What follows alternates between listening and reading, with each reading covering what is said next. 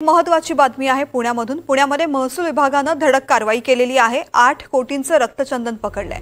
JNPT मध्ये पुणे महसूल विभागानं कारवाई केली आहे। 8 मेट्रिक टन रक्तचंदन पकडण्यात यश आलेलं आहे। महत्त्वाची बातमी पुण्यामधून। पुण्यामध्ये 8 कोटींचं रक्तचंदन पकडलेलं आहे। जेएनपीटी महसूल विभागानं ही कारवाई केलेली आहे। राहुल कुलकर्णी माझे सहकारी आपल्या सोबत आहेत। राहुल, हे नावा शेवा जे आपलं जेएनपीटी आपण ज्याला म्हणतो त्या जेएनपीटी मध्ये एक कंटेनर होता, त्याच्यावरती गुप्त माहिती मिळाली होती डीआरआयला आणि त्यांनी त्याच्यावरती लक्ष ठेवलं। त्या कंटेनर मधून हे रक्तचंदन हे बाहेरच्या देशामध्ये जात होतं।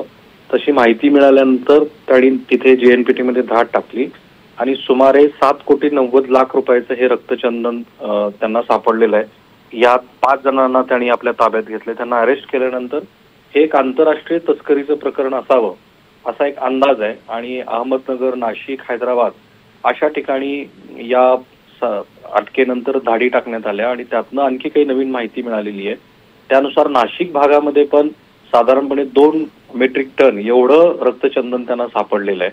याचा अर्थ असा की या रक्तचंदनाचा महाराष्ट्र, मुंबई आणि आंतरराष्ट्रीय पातळीवरचं एक मोठं रॅकेट असण्याची शक्यता डीआरआयला आता वाटते आहे आणि त्यातला पहिला सर्वात मोठा साठा रक्तचंदनाचा त्याने आता जप्त केला।